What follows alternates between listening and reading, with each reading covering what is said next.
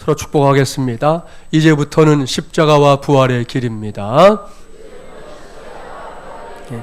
세 가지 보배를 지키며 삽시다. 할렐루야.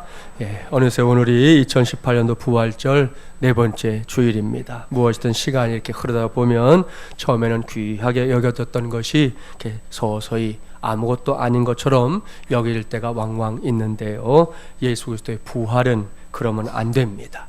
이 시간에 다시금 부활의 능력, 부활의 은혜 떠올리십시오. 우리의 주님 예수 그리스도께서 죄와 사망과 사탄의 권세를 단박에 깨뜨리시고 부활의 능력을 보여주셨습니다.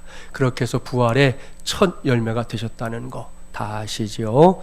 그걸 알면서도 여전히 못나고 또 부족한 모습으로 살아가고 있는 저와 여러분이지만 그럼에도 불구하고 주 예수 그리스도의 부활의 권능이 우리 모두의 삶 속에서 더욱 왕성하게 증명되기를 주님의 이름으로 간절히 축원합니다. 그런 의미에서 한 번 더 축복합니다. 예수 부활, 당신의 부활입니다. 할렐루야. 오늘은 십자가와 부활의 길 8번째 시간입니다. 오늘은 실족함이 없는 믿음의 비결이라는 제목으로 하나님의 말씀을 전하도록 하겠습니다. 사랑하는 마주문이란 가족 여러분, 최근에 우리가 살고 있는 세상 제대로 좀 들여다본 적 있으신가요? 사람들에게 이런 질문을 해보면 생각보다 수수방관으로 살아가는 사람들이 많다는 걸 알 수 있는데요. 길게도 말고 오늘 이후에 딱 일주일만 신문이나 혹은 TV 뉴스를 관심을 갖고 봐보십시오. 지금 우리가 사는 세상이 어떤 세상인지, 그리고 그런 세상 속에서 하나님의 사람들로 살아가는 저와 여러분이 뭘 하며 살아야 하는지 알아내는 건 그렇게 어려운 일이 아닙니다. 당장 이번 주간에 남북 정상회담 예정되어 있고요. 여전히 혼란스러운 정치권의 이슈들 넘치고 있습니다. 한 대기업이 저 지방에 있는 공장을 지금 폐쇄하기로 결정했잖아요. 이로 인해 그 지역에서 생계를 이어가던 수만 명의 사람들이 하루아침에 실직의 고통을 떠안게 되었습니다. 서민들의 살림살이 자꾸만 어려워지고 있고요. 심각한 저출산 문제를 비롯해서 고령화 사회에 진입하는 거 막을 수는 없겠지만 급격하게 진입하고 있는 것도 우리의 현실입니다. 이를 해결해 보겠다고 이런저런 대책들이 나오고는 있지만 뾰족한 수가 없습니다. 자, 이러한 때, 이러한 시대 우리가 해야 할 건 무엇일까요? 한마디로 대답한다면 지금은 기도해야 할 때라는 겁니다. 그동안 손가락질, 비판, 폄하, 우습게 여기는 거, 무시하는 거 이런 거는 너무 많이 해봤잖아요. 지금도 이런 방식으로 세상을 사는 사람들이 곳곳에 널려 있습니다. 그런데 그런 세상을 안타깝게 여기며 기도하는 사람들은 자꾸만 줄어들고 있는 형편입니다. 이러한 현실을 생각하면서 지금이 다름 아닌 기도해야 할 때라는 것, 그 어떤 이유로도 이것을 대신할 수 없다는 걸 기억하면서 부활의 계절에 더 기도에 힘쓰는 우리 마주문이란 가족들이 되기를 간절히 바랍니다. 그런데 이런저런 기도의 제목들을 생각할 때 결코 빼놓을 수 없는 또 하나의 기도 제목이 있습니다. 그것은 자기 자신을 위한 기도입니다. 이 기도 제목 역시 매우 중요합니다. 괜히 하나님께 기도한다는 사람이 자기 자신을 위해 기도하는 건 유치한 신앙이야, 이런 식으로 엉뚱한 논리 펼치지 마십시오. 중보기도의 중요성만큼이나 중요한 것이 내가 내 자신을 위해 기도하는 것이기 때문입니다. 성경에 기록된 수많은 믿음의 선배들을 보십시오. 그들은 중보기도에만 힘쓴 사람들이 아닙니다. 하나님 앞에 서 있는 자기 자신을 놓고 자신을 위해서도 기도했던 사람들입니다. 하나님은 그들의 기도에 응답해 주셨고요.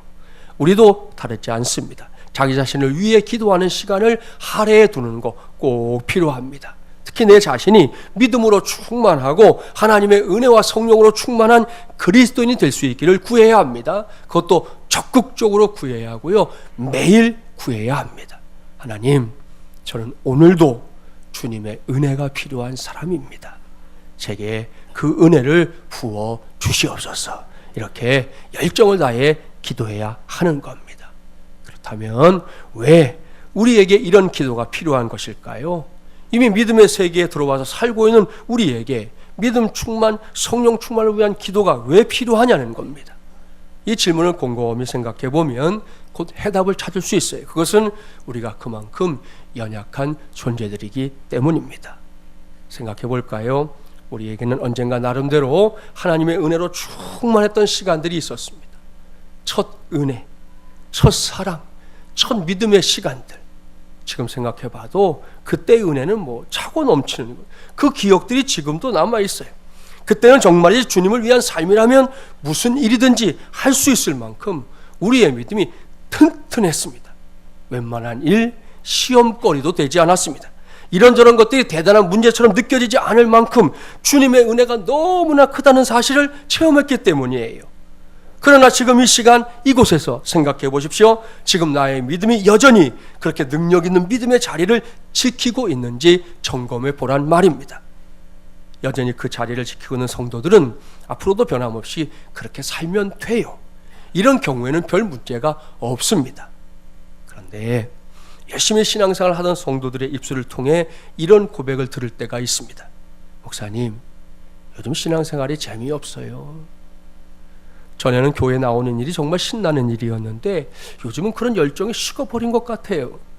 기도해야 하는데 기도할 제목도 너무 많은데 기도가 잘 되지 않아요. 이렇게 말하는 성도들은 새 가족이 아닙니다. 어느 정도 신앙생활을 했다고 말하는 사람들입니다. 이런 성도들 중에 일부는 계속해서 허우적거리다가 결국에는 믿음에 있어서 실족하고 넘어지는 경우도 있습니다.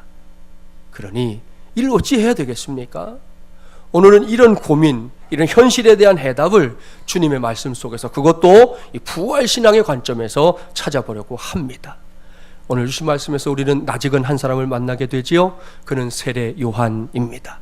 세례 요한 어떤 사람입니까? 본문 말씀만으로는 그에 관해서 자세하게 알 수가 없어요. 다른 본문을 좀 참고해 봅니다. 먼저 누가복음 1장을 보면 세례 요한은 당시 제사장 중에 한 사람이었던 사가랴라는 사람이 늙음하게 하나님의 은혜로 아내인 엘리사벳을 통해 얻게 된 아들입니다.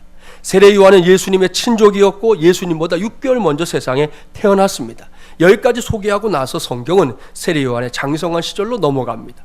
마태복음 3장인데요. 마태복음 3장은 세례 요한의 장이라고 불릴 만큼 그의 놀라운 활약상을 기록하고 있습니다.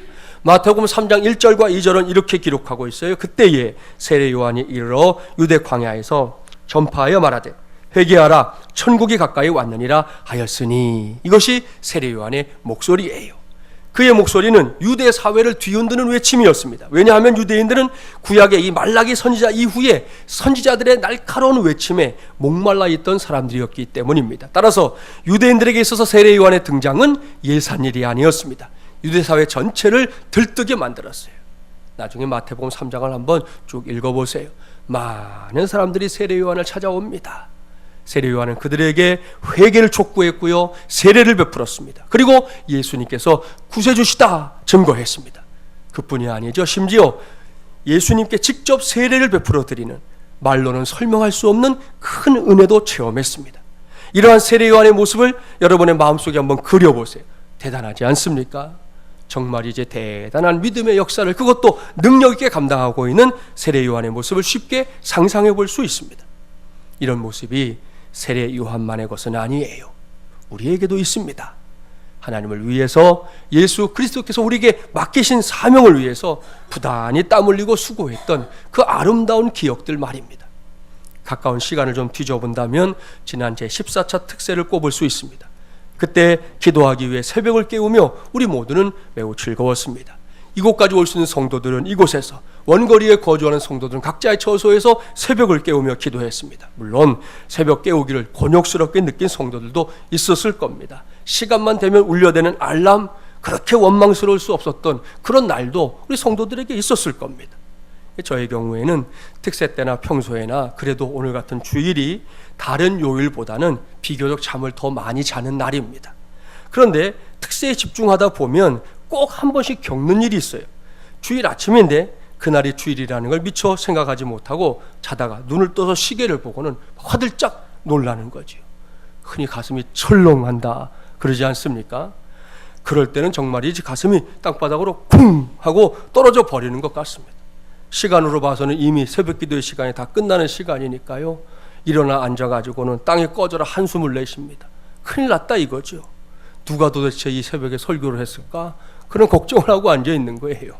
그러다가 순간적으로 주일이라는 걸 이제 알게 되면 안도의 한숨과 함께 혼자 너털 웃음을 짓게 됩니다.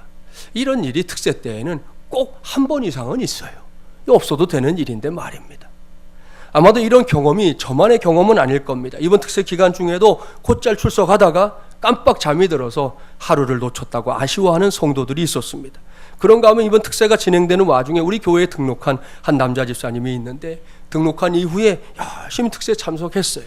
그런데 다 마무리하면서는 첫날부터 참석하지 못한 게 너무나 아쉽다고 토로했다 하는 얘기도 전해 들었습니다. 이렇게 함께 새벽을 깨우는 일, 어떤 사람들은 힘든 일이라고 말하기도 하지만 사순절 기간 내내 새벽 용사로 달려온 성도들에게는 결코 힘든 일만은 아니었습니다. 그저 하나님의 은혜 속에 살고 있다는 게 감사할 뿐이지요. 마지막 날에는 늘 그렇듯 원근 각처에서 달려와서 성도들이 이 예배당을 가득 채웠습니다. 그런 가운데 드려진 한 끼 기도, 금식 기도 헌금, 이번에가 역대급에 해당될 만큼 많이 모아주셨어요. 그래서 국제기아대책기구의 기쁜 마음으로 전달도 했습니다. 이렇게 특세를 마무리한 다음에 맞이한 부활주일과 부활주일 전도에 대해 한 집사님이 이렇게 고백했어요. 제가 그때 주보 칼럼에도 소개했었는데요. 목사님, 사순절 특세를 완주하고 맞이하는 부활주일 예배 그리고 전도는 너무나 큰 감동이에요. 오늘 가슴이 너무 벅찼습니다. 할렐루야. 그렇습니다. 이 집사님의 고백처럼 전에도 그랬지만 이번 특세 역시 참 행복했던 시간들이었습니다. 이러한 사실을 전제하고 생각해 봅시다. 앞서 말씀드렸지만 이러한 영적인 상태가 우리 안에서 계속해서 지속된다면 그야말로 아무것도 문제될 게 없어요.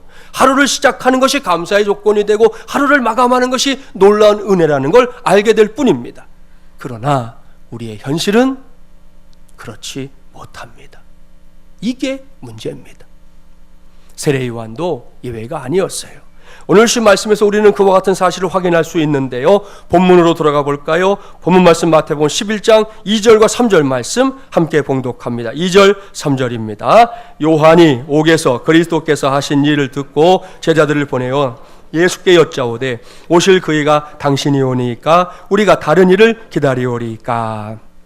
잘 보십시오. 세례 요한의 신변에 변화가 생겼습니다. 성경은 그가 감옥에 갇히는 신세가 되었다 밝히고 있습니다. 성경을 보면 왜 요한이 감옥에 갇히게 됐는지 알 수 있어요. 마태복음 14장에 따르면 당시 분봉왕이었던 헤롯이 자신의 동생인 빌립의 아내 헤로디아를, 그러니까 제수 씨를 자신의 아내로 삼는 일이 기록되어 있습니다. 이 일을 두고 요한은 헤롯의 잘못을 돌직구로 지적했습니다. 헤롯은 그런 말을 못마땅하게 여겼고요. 결국에는 요한을 잡아다가 감옥에 가두었던 겁니다. 요한이 감옥에 얼마나 갇혀 있었는지는 잘 모르겠어요. 그런데 바로 그 감옥에서 요한은 자신이 지금까지 확신해왔던, 단 한 번도 의심한 적이 없었던 한 가지 사실에 대해서 의구심을 품게 되었습니다. 그건 예수님에 관한 의구심이었어요. 성경학자들은 요한의 의구심에 대해서 두 가지 주장을 펼칩니다. 첫째, 세례 요한 자신이 예수님의 그리스도 되심에 관해 의심을 품었다 하는 주장이고요. 두 번째, 제자들의 의구심을 풀어주기 위한 것이었다 하는 주장이 있습니다. 이 중에서 저는 전자의 관점에서 오늘 말씀을 살피려고 합니다. 세례 요한 자신이 예수님에 관해 고민하게 되었다는 것 말입니다. 또 그럴 것이 세례 요한은 누구보다도 그리스도의 능력을 믿고 아는 사람이었습니다. 또한 예수님의 구세주 되심을 자신의 입술로 증거했고요. 예수님을 위해서 스스로 역사의 뒷무대로 숨어버린 사람, 세례 요한입니다. 그러니 요한의 입장에서는 예수님께서 자신이 옥에 갇혔다는 소식을 들으면 적어도 자신을 위해 뭔가를 하실 것이다, 이렇게 기대했을 겁니다. 그런데 이상하리만큼 예수님은 침묵하셨습니다. 마치 세례 요한이라는 사람이 예수님에게는 관심의 대상이 아닌 것처럼 말입니다. 그렇습니다. 당시에 예수님은 요한이라는 존재에 대해서는 무관심한 채 그저 그렇게 묵묵히 천국 복음만을 전파하고 있었습니다. 따라서 감옥에서 부자유스럽게 지내고 있었던 세례 요한의 마음속에 일말의 의구심이 생긴 건 어찌 보면 당연한 일일지도 모를 일이에요. 그런 생각 때문에 세례 요한은 자신의 제자들 예수님께 보냈습니다. 그리고는 묻잖아요. 당신이 그리스도이십니까? 아니면 우리가 다른 일을 기다려야 하는 것입니까? 그렇게 묻고 있는 거예요. 여기서 우리의 삶을 들여다보세요. 우리도 살아가면서 본문에 기록된 요한과 유사한 경험을 할 때가 있지 않습니까? 버림받은 자의 느낌 말입니다. 더 이상 내가 관심의 대상이 아닌 것처럼 느껴지는 때, 그런 상황 말입니다. 우리는 살면서 시인인 다윗이 시편 13편 1절에서 남기고 있는 고백을 직접 체험할 때가 있어요. 여호와여, 어느 때까지니까 나를 영원히 잊으시나이까? 주의 얼굴을 나에게서 어느 때까지 숨기시겠나이까? 이러한 호소는 분명히 평범한 상황에서 나오는 게 아니에요. 절망적인 상황입니다. 역경이 닥쳤습니다. 순탄하던 내 인생에 위기가 찾아왔습니다. 이해할 수 없는 일들이 산더미처럼 쌓이는 건 말할 것도 없고 드라마처럼 연속극처럼 이어지는 거예요. 그럴 때 믿음이 있노라고 말하는 우리 모두는 혼란을 경험하게 됩니다. 그것은 세례 요한이 감옥에서 경험했던 것과 똑같은 거예요. 하나님께서 나를 버리셨는가? 왜 믿음으로 살려고 하는 나에게 이런 어려움이 닥쳐온 걸까? 왜 내가 걸어가는 길은 이렇게 평탄하지 못한 걸까? 아마도 하나님이 살아계시지 않거나 살아계신 하나님이라면 나를 외면하고 있는 걸 거야. 이와 같은 의구심, 질문들이 꼬리에 꼬리를 물고 우리를 엄습할 때가 있습니다. 이런 질문은 초신자들보다는 어느 정도 신앙생활을 한 성도들에게 더욱 심각한 고민을 가져다 줍니다. 세례 요한을 보십시오. 그가 누굽니까? 앞서 우리가 살펴본 대로 요한은 한때 대단한 사람이었습니다. 웬만한 사람은 그의 발걸음 흉내조차 내지 못할 만큼 큰 사람이에요. 그런데 요한도 역시 사람이었습니다. 우리가 똑같은 성정을 가진 사람이었다는 거예요. 그리고 이렇듯 믿음에서 실족할 수 있는 시험의 상황이 세례 요한에게도 찾아온 겁니다. 이러한 사실을 염두에 두고 이제부터는 그 어려운 질문에 대한 주님의 답변을 들으려고 합니다. 주님은 이제부터 듣고자 하는 말씀을 통해 저와 여러분의 믿음이, 또 세례 요한의 믿음이 실족함이 없는 믿음으로 세워질 수 있는 비결을 가르쳐 주십니다. 본문 4절과 5절 말씀을 관심을 갖고 함께 봉독하겠습니다. 예수께서 대답하여 이르시되 너희가 가서 듣고 보는 것을 요한에게 알리되 맹인이 보며 못 걷는 사람이 걸으며 나병 환자가 깨끗함을 받으며 못 듣는 자가 들으며 죽은 자가 살아나며 가난한 자에게 복음이 전파된다 하라. 아멘. 할렐루야. 사랑하는 마중물 예랑 가족 여러분, 이 말씀을 유념해서 봐야 합니다. 언뜻 보면 예수님의 대답은 동문서답인 것 같습니다. 지금 감옥에서 안타까운 심정으로 예수님의 도우심을 기다리고 있는, 어떻게든 나를 좀 도와주셔야 된다라는 생각을 갖고 있는 요한의 심정을 헤아린다면 이 대답은 정말이지 동문서답이에요.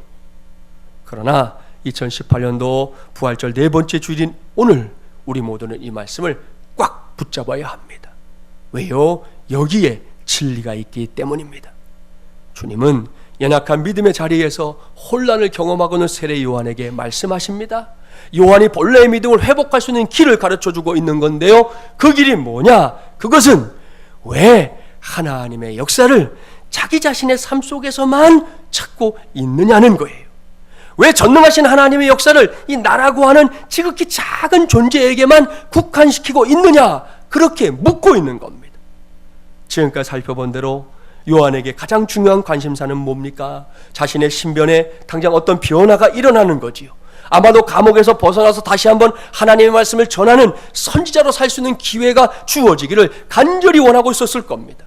그런데 주님의 관심은 다릅니다. 세례 요한의 요구나 소원이 어떤 것이든 간에 주님의 관심은 다른 곳에 있어요. 그것은 지금 요한의 삶이 감옥에 갇혀있는 그 시간에도, 그 동일한 시간에도 하나님의 역사는 계속되고 있다는 사실입니다. 요한이 아닌 다른 사람들 안에서, 그리고 그들을 통해서 하나님은 쉬지 않고 역사하고 있었다는 말씀입니다. 주님은 말씀하십니다. 저 바깥 세상에서 맹인들이 눈을 떠서 보는 역사가 일어나고 있다고 말입니다. 안윤뱅이가 일어나 걷고 한센병장 깨끗함 받고 귀머거리는 귀가 열리는 하나님의 역사가 지금도 여전히 세례 요한 네가 갇혀있는 그 감옥이 아니라 감옥 밖에서 이루어지고 있다 말씀하십니다. 어디 그뿐입니까? 죽었던 자들이 영생의 말씀을 듣고 살아납니다. 가난함으로 허덕이던 자들에게는 하늘의 복음이 들려지고 있습니다. 그렇습니다. 확실한 이유는 알 수 없지만 하나님께서 위대한 섭리 가운데 세례 요한을 감옥에 머물게 한 그 시간에도 하나님의 역사는 결코 중단된 게 아니라는 겁니다. 그 시간에도 살아계신 하나님의 역사는 변함없이 이어지고 있었습니다. 주님은 요한에게 바로 이것을 보라, 이것을 들어라, 그리고 본래의 믿음을 회복해라 말씀하고 있는 것입니다. 본문 6절은 그 결론이지 않습니까? 누구든지 나로 말미암아 실족하지 아니하는 자는 복이 있도다 하시니라. 아멘. 여기까지 말씀을 보면 이 말씀의 주인공은 세례 요한만이 아니에요. 우리 모두도 이 말씀에 등장하고 있습니다. 진지하게 생각해 보세요. 우리도 그동안 당장 내 삶 속에서 하나님의 역사가 잘 보이지 않아 실망하고 좌절할 때 있지 않았습니까? 전에는 내가 하나님의 역사를 이렇게도 저렇게도 감당했었는데 지금은 그렇지 못해 불평하지는 않았습니까? 대부분의 사람들이 모든 생각을 이렇게 나로부터 시작하잖아요. 그런데 그 나라는 존재가 이제는 아무것도 아닌 것처럼 느껴질 때가 있습니다. 그럴 때 어떻게 하고 있습니까? 안타깝지만 이런 고민 끝에 끝내는 주님을 떠나는 사람들도 있습니다. 그건 믿음에서 실족해 버리는 것이죠. 그것도 다른 그 누군가, 무슨 성도 때문이 아니라 주님 때문에, 예수님 때문에 실족한 겁니다. 세례 요한처럼 이렇게 믿음 안에서 실족함을 경험하고 있는 사람들에게 주님께서 오늘 말씀하시는 겁니다. 실족함이 없는 믿음의 비결이 따로 있다 말씀하십니다. 이미 말씀드린 대로 지금 하나님의 은혜로 충만한 신앙생활을 하고 있는 성도들은 계속 그러한 삶을 유지하기 바랍니다. 그 은혜의 삶을 할 수 있는 한 끝까지 유지하고요, 나아가 더욱 풍성하게 누리기 위해서 뜨겁게 기도하며 그 믿음의 경주 달려가기 바랍니다. 그러나 자신이 그렇지 못한 상태라는 걸 영적으로 감지한 성도, 다른 사람이 보는 건 중요하지 않아요. 내가 하나님 앞에서 내 상태를 진단했는데 내가 그렇지 못하다는 걸 영적으로 감지한 성도가 있다면 이 시간 주님께서 가르쳐 주시는 믿음의 비결을 저와 함께 배우기 바랍니다. 그것은 당장 내 속에서 보이지 않는 하나님의 역사를 나 아닌 다른 사람에게서 발견하는 겁니다. 그렇습니다. 하나님의 역사가 나에게만 머물러야 한다고 고집하지 말아야 합니다. 하나님은 그렇게 시시한 분이 아니에요. 하나님께서는 나를 통해 역사하신 것처럼 지금도 내 곁에 있는 또 다른 성도들을 통해 하나님의 위대한 역사를 계속해서 끊어지지 않도록 이어나가는 분입니다. 따라서 나 아닌 다른 형제, 나 아닌 다른 자매가 하나님의 역사 속에서 쓰임받는 걸 보면서 우리는 또 다른 하나님의 은혜들을 체험할 수 있어야 한다는 말씀입니다. 내게 일어난 일만 은혜 아니라는 거예요. 다른 이들 가운데 역사하시는 하나님의 역사도 여전히 하나님의 역사라는 것을 알아채야 하고 거기에서 받는 은혜도 공유할 수 있어야 한다는 겁니다. 또한 여러분의 개인의 삶 속에 하나님의 은혜의 증거들이 있습니까? 이건 하나님이 하신 일이야 라는 확신이 있습니까? 그렇다면 나라는 사람은 나 아닌 다른 연약한 믿음의 형제자매에게 살아계신 하나님의 역사를 증거하는 증인이 되어야 합니다. 꼭 되어야 합니다. 그렇습니다. 저와 여러분, 우리 모두의 신앙생활 속에는 이렇게 두 가지의 삶이 반복되고 있는 것이고 교차되고 있는 겁니다. 이걸 알아야 하고요, 이걸 이해해야 우리의 신앙생활에 그야말로 엔진을 달 수 있는 것이에요. 이재철 목사님이 쓴 인간의 일생이라는 책이 있습니다. 이 책에서 목사님은 이 땅에 살고 있는 인생들을 크게 둘로 구분해요. 생명용품으로서의 인생과 죽음용품으로서의 인생입니다. 이 비유는 장례용품과 관련되어 있어요. 돌아가신 분들에게 입혀드리는 수의 아시죠? 이 자녀들이 연로하신 부모님을 위해서 일찌감치 준비해 두는 것 중에 하나가 수의 아닙니까? 수의는 주로 이제 삼배로 만듭니다. 그런데 그 종류에 따라 가격이 천차만별입니다. 최상품 삼배인 안동포로 제작된 수의의 가격은 제일 싼 제품의 수의의 가격에 비해서 무려 20배 차이가 나요. 엄청나죠? 관도 마찬가지입니다. 오동나무, 홍송, 향나무에 이르기까지 재질에 따라 관의 가격 역시 천차만별입니다. 그러나 아무리 최고가의 수의, 최고가의 관이라 할지라도 장례용품은 오직 죽은 자를 위한 죽음용품에 지나지 않는 것이죠. 그런데 동일한 나무가 생명용품이 되는 경우도 많습니다. 가구를 만든다든지, 당장 우리 교회 안에 성부를 만든다든지, 건축 재료로 다듬어져서 산 사람을 위해 쓰임받을 때가 있지 않습니까? 삼배도 마찬가지고요. 이재철 목사님은 여기에 우리 인생을 비유합니다. 그리고 도전합니다. 생명용품으로서의 인생을 살 것인가, 아니면 죽음용품으로서의 인생을 살 것인가? 이 질문 앞에서 우리는 주저할 이유가 없습니다. 생명용품으로서의 인생을 살아야 할 줄 믿습니다.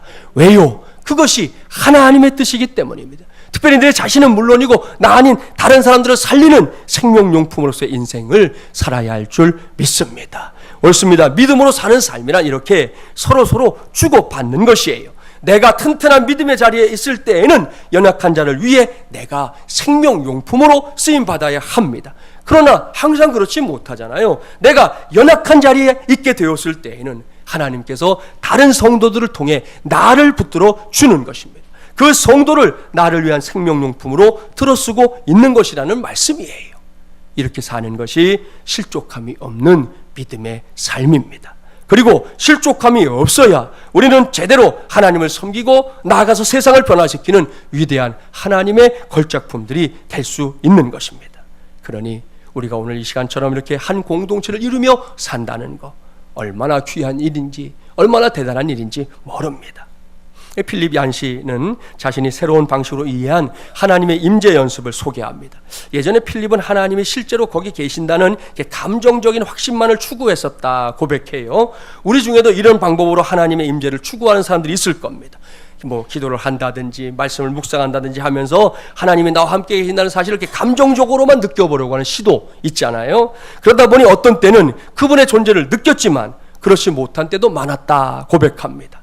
그래서 필립은 결정했습니다. 그는 자신의 위치를 하나님의 임재 속에 두는 것으로 훈련의 초점을 바꾸었습니다. 마침내 자신의 감각이 하나님을 감지하지 못하더라도 그러한 감각과 관계없이 하나님께서는 언제나 내 곁에 계시다는 사실을 인정하게 됐다고 말합니다. 사랑하는 여러분, 이렇게 개인의 감정이나 상황에 의해 하나님의 임재나 역사가 좌우되지 않는다는 걸 인정하는 믿음, 매우 귀한 것입니다. 그런데 거기서 그치면 안 됩니다. 한 가지를 더 저는 여러분에게 제안합니다. 그것은 나 아닌 다른 성도들 속에서 역사하는 하나님의 임재를 확인하는 것입니다. 그 하나님 역시 내가 믿고 섬기는 하나님이라는 사실을 인정하라는 겁니다. 지금은 비록 내 믿음이 연약해져 있지만 이전에 내 안에서 놀랍게 역사하신 하나님께서 지금은 다른 성도들 안에서 동일하게 역사하고 있음을 분명하게 확인하고 인정하는 걸 이제는 훈련할 수 있어야 한다는 말씀이에요. 이런 훈련을 통해 우리는 어떤 상황, 어떤 위치에서도 실족함이 없는 믿음에 이르게 될 줄 믿습니다. 이 젊은이들이 즐겨봤던 책 가운데 이 파페포포 메모리즈라는 책이 있습니다. 이 책은 특수 영상 기획자인 심승연이라는 젊은 작가가 쓴 책인데요. 전체가 그냥 짧은 에세이들하고 만화로 구성되어 있는 좀 독특한 책입니다. 언뜻 보면 매우 쉬운 책이지만 내용을 살펴보면 그렇게 가볍지만은 않아요. 그 책에 실려있는 에세이 하나를 소개합니다. 그 아이는 아이스크림을 좋아했다. 아이스크림을 먹는 모습이 너무 예뻤다. 그 아이는 야구를 좋아했다. 야구장에서는 꼭 아이스크림을 먹었다. 나도 아이스크림을 좋아하게 되었다. 야구를 보면서 아이스크림 먹는 걸 좋아하게 되었다. 새로 생긴 내 친구는 야구장에서 나와 아이스크림을 먹는 걸 좋아한다. 끝. 이게 끝이에요. 별 볼 일 없는 글이지만 생각하고 생각해보면 의미심장합니다. 하나씩 따라가 볼까요? 한 친구를 사귀기 전까지 나는 아이스크림이나 야구에 전혀 관심이 없었어요. 그런데 아이스크림을 좋아하는 야구광 친구와 가까이 지내다 보니 그 친구의 삶이 내게 전이가 됐다는 거예요. 언제부터인지 틈이 날 때마다 야구장을 찾는 내 손에는 어김없이 아이스크림이 들려있게 되었다는 겁니다. 그게 끝이 아니에요. 세월이 흘렀어요. 새 친구를 만나서 단짝이 됐습니다. 처음 만났을 때 그 친구 역시 나처럼 아이스크림이나 야구와는 거리가 먼 사람이었다는 거예요. 그런데 같이 지내다 보니 새 친구 역시 자연스럽게 아이스크림과 야구를 즐기게 되었다는 겁니다. 이처럼 맨 처음에 한 친구의 삶의 한 부분이 나를 거쳐서 새로운 친구에게 고스란히 옮겨졌다는 건데요. 처음 친구와 새 친구는 서로가 전혀 모르는 사이인데도 말입니다. 사랑하는 마주모녀랑 가족 여러분, 이것이 매우 중요합니다. 우리는 부득불 이렇게 서로 영향을 주고받으며 사는 존재들이에요. 우리가 그것을 알든 모르든 인정하든 안 하든 상관없습니다. 우리가 그것을 인식하고 있느냐 그렇지 못하느냐와 관계없이 나라는 존재는 그 누군가에게 내가 알고 있는 사람은 물론이고 그렇지 못한 전혀 생각하지 못했던 사람들에게까지 반드시 영향을 미쳤고 지금 미치고 있고 앞으로도 계속해서 미치게 될 겁니다. 그러한 영향력으로 누군가가 믿음 안에서 실족하는 일을 막아줄 수 있습니다. 또한 그 영향력 때문에 나도 믿음 안에서 실족하지 않을 수 있게 되는 겁니다. 이것이 주님께서 이 부활의 계절에 우리 모두에게 가르쳐주고 있는 소중한 믿음의 비결, 실족함이 없는 믿음의 비결입니다.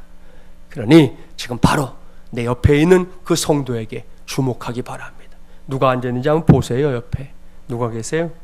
그분을 주목해 보세요. 얼마 전에 당부했지요? 일주일에 한 번 만나면서도 서로 대면하게 지내면 안 된다고 말입니다. 매우 반가워하는 건 물론이고 바로 그 성도 안에서 역사하고 있는 하나님의 손길까지 볼 수 있어야 합니다. 그리고 그것이 내게도 은혜가 되어야 합니다. 남의 일이기 때문에 나 몰라라 하거나 누구는 기도 응답 받았다고 막 얘기하는데 지만 기도했나? 그러고 그 결과에 대해서 같이 공유하지 못하고 셈을 부리고 하는 것은 그건 하나님의 사람이 할 일이 아니라는 거지요. 그것까지도 내게 은혜가 되는 것, 그것이 오늘 예수님이 우리에게 가르쳐 주시는 믿음의 비결입니다. 이 일은 결코 몇몇 사람에게 국한된 일이 아닙니다. 모든 믿는 자들 안에서 이루기를 원하시는 하나님의 역사입니다. 이러한 영적인 은혜의 유통, 여러분 유통사업 아시죠? 은혜도 유통사업이 필요한 거예요. 영적인 은혜의 유통이 우리 안에서 쌍방간에 왕성하게 이루어질 때 우리 모두는 실족함이 없는 믿음으로 승리하는 삶을 살게 될 줄 믿습니다. 주님께로부터 실족함이 없는 믿음의 비결을 배우게 된 세례 요한, 그 후에 어찌 됐는지 다 아시지요? 마태복음 14장에 따르면 요한은 분봉왕 헤롯의 생일 때 헤로디아 모녀의 음모로 인해 결국 목배임을 당해 순교합니다. 저는 그 말씀을 묵상하면서 매우 의연하게 죽음을 받아들이는 요한을 보는 것만 같았습니다. 그렇습니다. 그는 구차하게 목숨을 구걸하지 않았습니다. 그는 하나님 나라에 대한 소망으로 가득 차 있었습니다. 또한 자신이 죽는 그 현장에도 여전히 하나님이 임재하고 있다는 사실을 확신할 수 있었습니다. 이전에 예수님 앞에 제자들을 보내면서 내가 왜 이 감옥에 갇혀 있어야 하는지 이해할 수 없어서 몸부림치던 그때의 세례 요한은 이제는 없어요. 여기에도 주님이 계시고 저기에도 주님이 계시고 저들에게 역사하셨던 주님은 내게도 역사하는 분이라는 것을 확신했기 때문에 자기에게 다가오는 칼날 앞에서도 세례 요한은 의연할 수 있었던 것입니다. 사랑하는 여러분, 이제는 이러한 믿음의 비결이 우리 모두의 것이 되어야 합니다. 이 말씀은 결코 세례 요한만을 위해 주신 말씀이 아니기 때문입니다. 불확실성의 시대를 살아가는 우리 모두에게 주신 말씀이기도 합니다. 오늘날 우리 주변을 보면 믿음에 관해 많은 의심과 의혹을 가진 사람들이 있습니다. 우리 역시 예외는 아닙니다. 잘 받아들이다가도 획 돌아설 때가 있는 게 우리입니다. 따라서 오늘 이 시간에 주님으로부터 확실한 믿음의 식 배워야 합니다. 오늘 주신 말씀이 그 가르침이에요. 주님의 가르침을 마음판에 새기십시오. 그렇게 오늘 이 시간, 이 부활의 계절에 주님으로부터 실족함이 없는 믿음의 비결 꼭 배워서 우리 중에 단 한 사람도 믿음의 길에서 낙오됨이 없이 그야말로 끝까지 승리하는 모든 마주물 예람의 가족들이 되기를 주님의 이름으로 간절히